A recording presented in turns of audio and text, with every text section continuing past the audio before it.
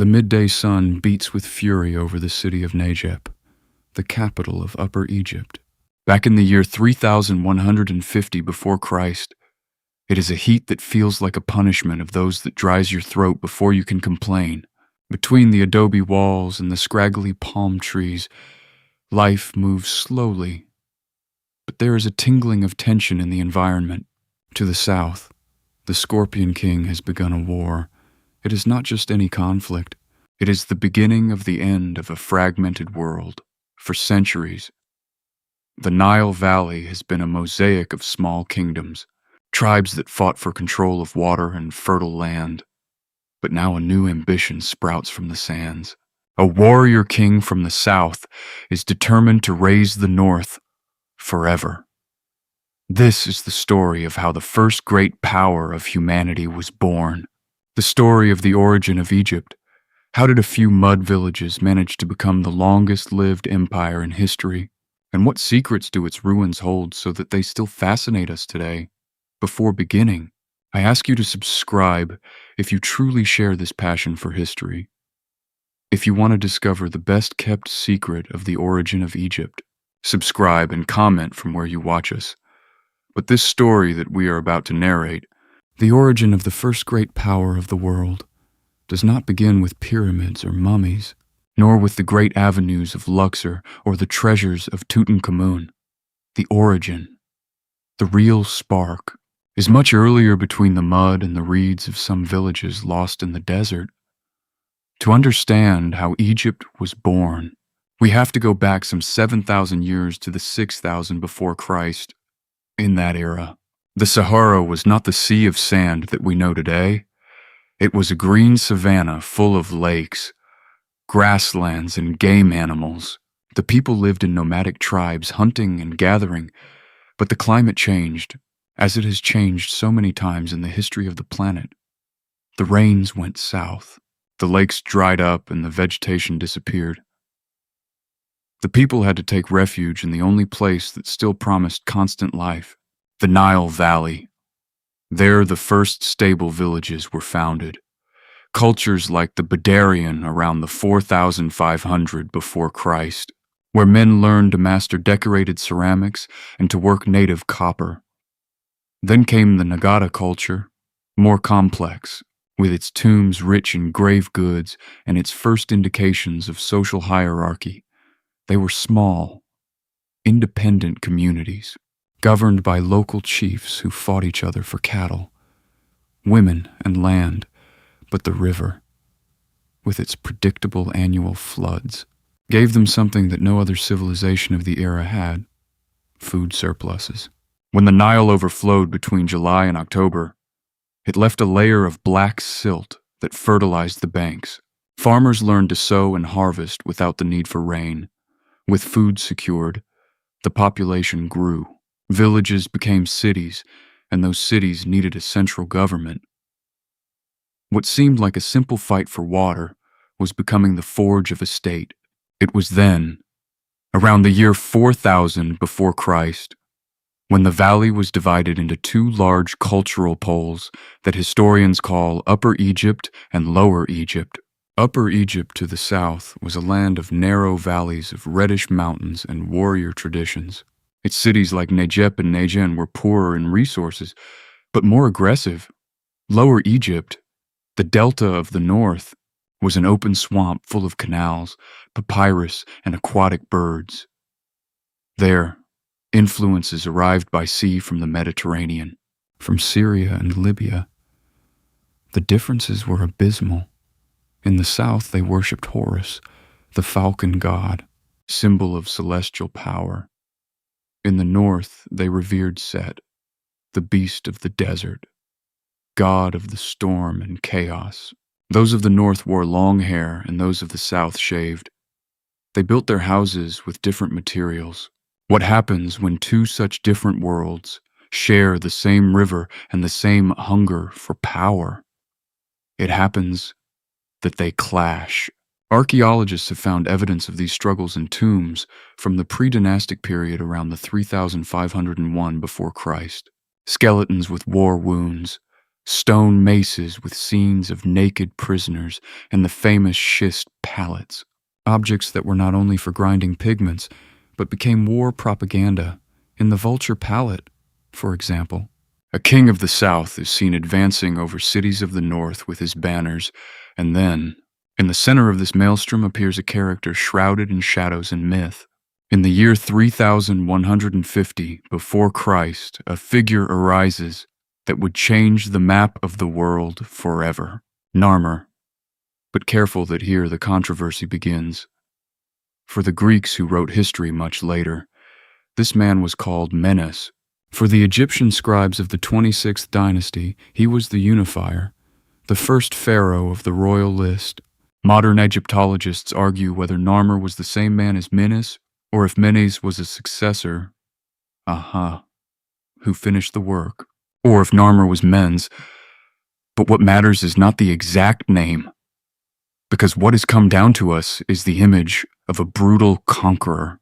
In the famous pallet of Narmer, a slab of green stone of 64 centimeters found in the temple of Horus in Nejep, we see the king in a fascinating relief. On one side, he wears the white crown of Upper Egypt with the shape of a billiard ball. On the other side, the red crown of Lower Egypt with its curl and its beak.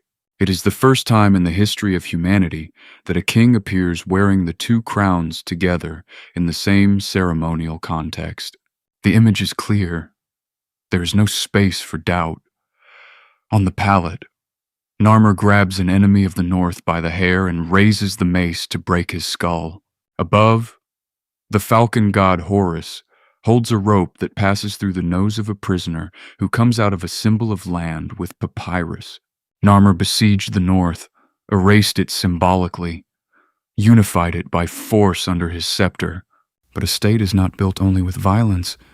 You have to manage, you have to count, and you have to believe in something. A century before Narmer, in the tomb Uj of Abydos, around the year 3250 before Christ, German archaeologists found the first forms of hieroglyphic writing. They were not books or poems. They were ivory labels and bone fragments where the quantities of oil, linen, or grain that were kept in the warehouses of the temple were noted. That is to say, writing in Egypt was not born to tell stories of gods or to talk to the dead. It was born to keep the accounting of the state. That is the key to the Egyptian success, the bureaucracy. The scribes invented a system of glyphs of a beauty so amazing that it seems like magic, and they used it to measure the level of the Nile with the nilometers, to calculate taxes on the harvests, and to record the will of the king in decrees. Without writing, the unification would not have lasted even a generation.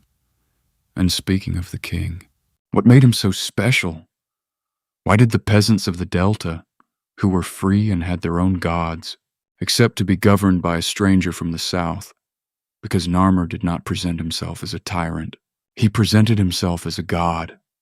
The Egyptians already believed in a huge pantheon that had been forming for millennia. Ra, the sun god, who traveled in his boat through the sky by day and fought against the serpent Apophis by night. Osiris, the god of death, who was quartered by his brother Set and returned to life by his wife Isis, becoming the judge of the dead. Horus, the son of both, who inherited the throne of the earth. In Egyptian mythology, the pharaoh was not a representative of the gods. He was Horus on earth. He embodied the falcon god. When the pharaoh died, he became Osiris and went on to rule the afterlife. Questioning the pharaoh was not only political treason, it was a cosmic sin that could unleash chaos. This fusion of political power and spiritual power so absolute is the key to the Egyptian longevity. Governing Egypt was not a job, it was a divine mission.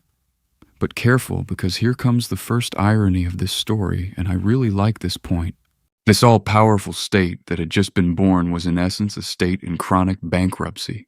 The pharaonic economy did not work with gold coins like in Hollywood movies. Egypt did not mint coin habitually until the Persian domination, almost 2,000 years later. Everything moved with barter. Taxes were paid in grain, in beer, in linen cloth, or in copper bracelets. Temples and palaces accumulated huge wealth in kind, but they did not know what to do with them. It was a perfect machine to survive in times of fat cows, but very fragile. If the rise of the Nile failed a couple of years, if it arrived too low or too high, the whole system collapsed. Famines devastated the country.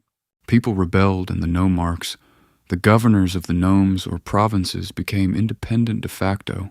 Then, how did they sustain this empire for 3,000 years? Only with the fear of the gods and the strength of the weapons. There was nothing more. The fundamental problem was legitimacy. A pharaoh who did not build, who did not win battles, or who saw how hunger devastated the country, quickly became a political corpse. To stay on the throne, the kings of the first dynasties had to create the myth of the perfect royalty, an ideology that worked like a cultural virus. They had to be athletes, run in the festivals, say, to demonstrate their physical vigor. They had to be warriors, personally lead campaigns against the Nubians or the Libyans. They had to be priests, officiate the daily rituals in the temples. And starting from King Zoser, in the Dynasty 3, was born the definitive tool to silence critics and dazzle the people: the pyramid. If you build something that touches the sky, that is eternal, and that dazzles any peasant who looks at the horizon, no one is going to question your right to govern.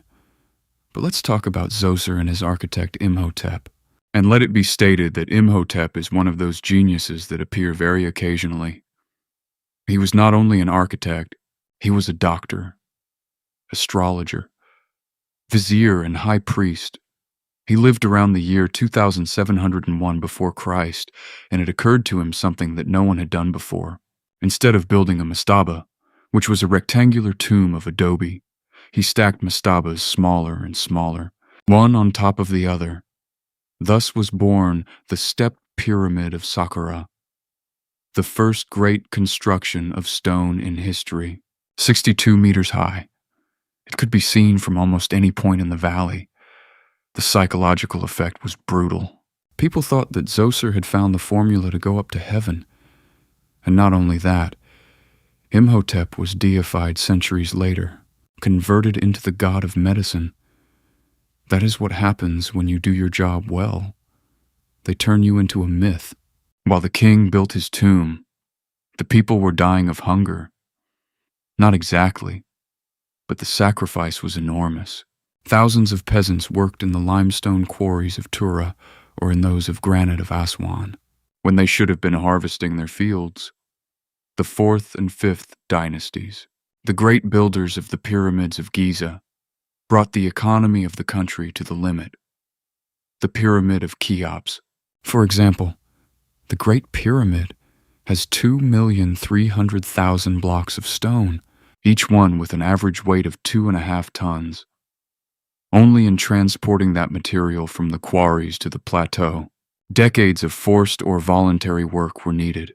It is calculated that between 20,000 and 30,000 workers lived in a permanent camp near Giza, eating bread, fish, and beer, and receiving medical attention from the first known surgeons. The machinery of the state that we described before, so perfect in theory, started to rust on the inside. Taxes went up. The nomarchs accumulated power, and the priests of the god Ra in Heliopolis started to question the authority of the pharaoh. But the scribes and the priests were experts in covering the cracks. They reinterpreted history, a famous text of the era. The prophecy of Neferti tells that the country was plunged into chaos, disorder and hunger until a savior king from the south arrived. That king was Amenemhet I, founder of the Dynasty 11. What seemed like a military dictatorship became a paternalistic theocracy. The pharaoh was no longer the man who forces you to work in the quarries. He was the father who protects you from chaos, who redistributes food when the Nile goes down, and who guarantees you a place in the afterlife if you behave well. Fear was disguised as love, and it worked for centuries, and even so, they survived. Unlike Rome, which fell due to the ambition of its generals and the corruption of its politicians, or Greece, which bled to death in civil wars between Athens and Sparta, Egypt remained stable for almost 3,000 years because it understood something fundamental. The people must believe it is not enough to govern. One must enchant. During the Old Empire, the era of the pyramids of Giza and the pyramid texts, Egypt was the richest and most technologically advanced country on the planet. They unified the language, art, and religion. The Egyptians invented leavened bread, barley beer, cedarwood sailing ships, peace treaties, and the first known concept of social justice, the Ma'at, which was the cosmic order based on truth and balance. They were the first civilization to sign a written peace agreement, the Treaty of Kadesh between Ramses II and the Hittite king Hattusili III. Around the year 1259 before Christ, in that treaty that is preserved in hieroglyph and in Akkadian, the two powers committed not to attack each other anymore and to extradite refugees, a madness for the era. But nothing is forever. Absolute power corrupts absolutely. The priests of Amun in Thebes amassed such a fortune with the spoils of the wars of conquest that they ended up governing more than the pharaoh himself. There came a moment in the Dynasty 20 in which the high priest of Amun was the richest man in the country, with more land, more ships, and more soldiers than the king who was sitting on the throne of Horus. Lower Egypt, the Delta, was filled with peaceful foreigners at first, then with invaders, the Hyksos, a Semitic people of Canaanite origin, arrived around the year 1650 before Christ. Taking advantage of the weakness of the central government during the Second Intermediate Period. It was not a massive invasion like that of the barbarians in Rome. It was a slow infiltration.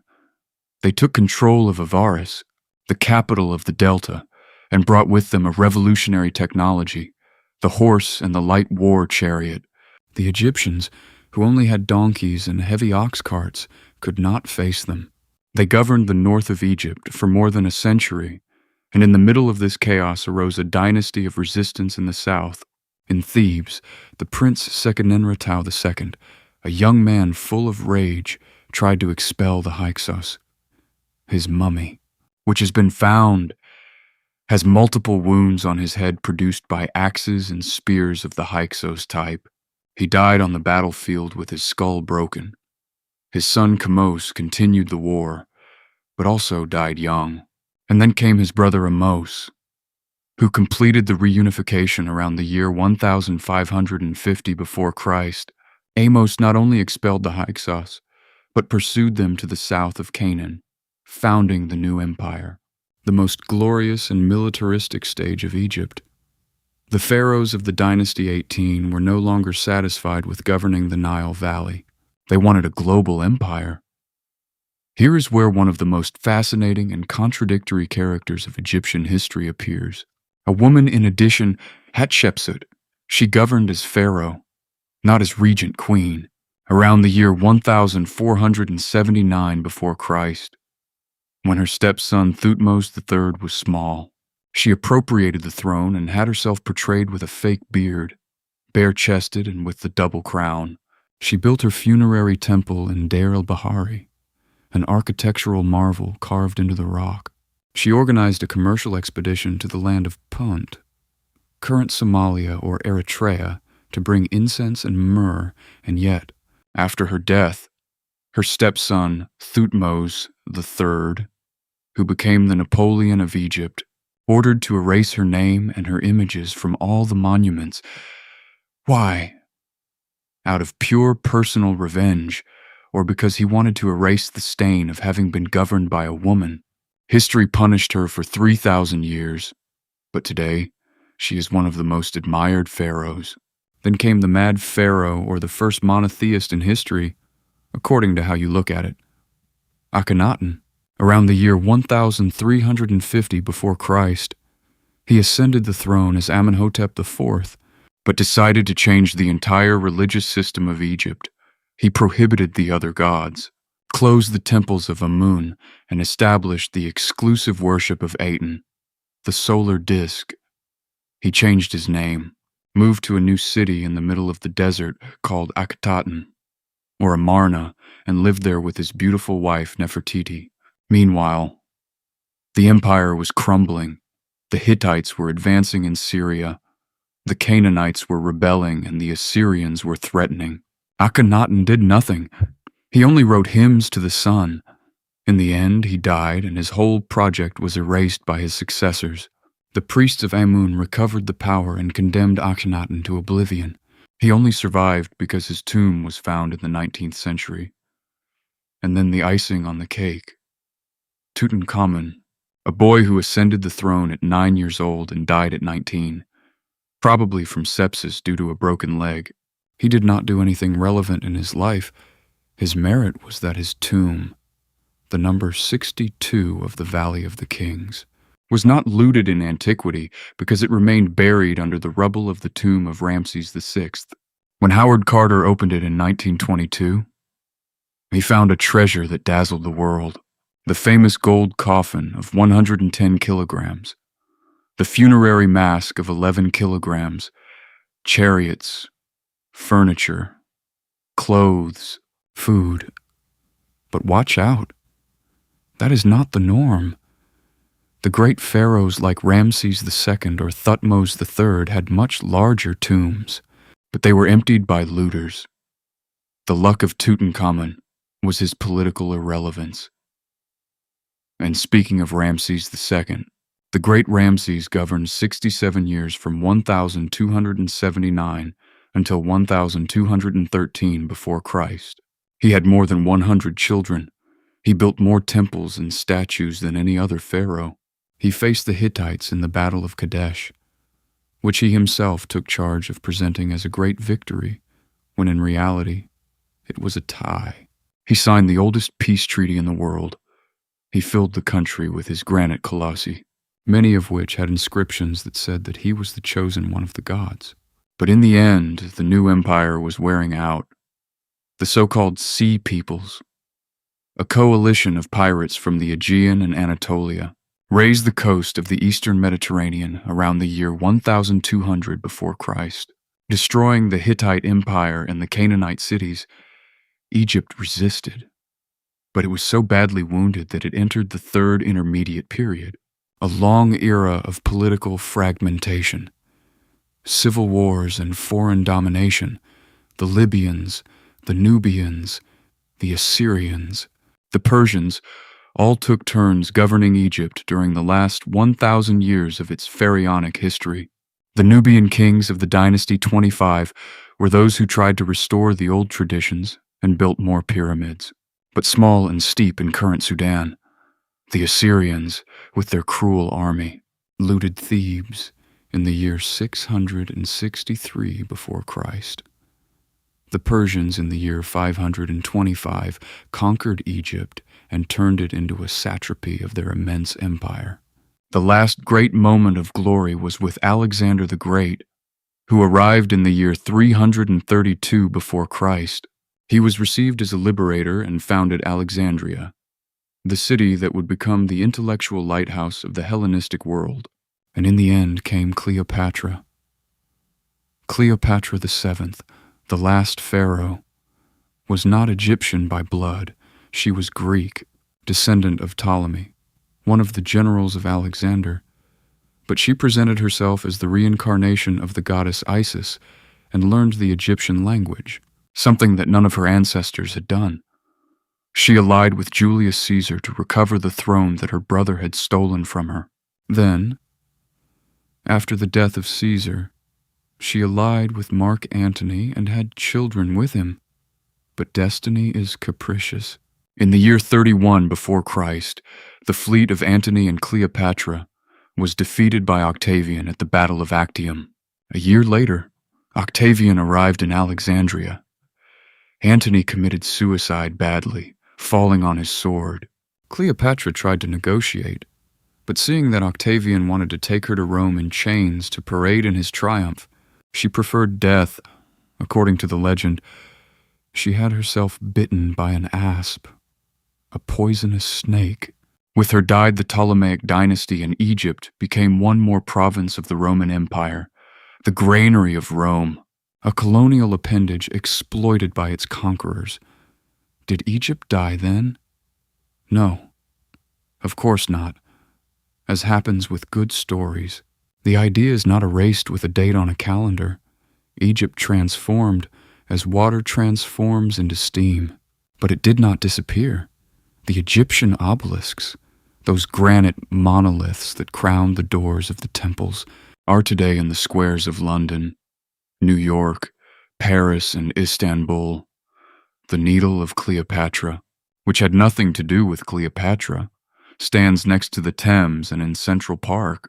The neoclassical architecture of Washington, with its columns and pediments, is copied directly from the temples of Karnak and Luxor, the capital of the United States, the White House, the Supreme Court, all drink from the Egyptian aesthetic filtered by Greece and Rome.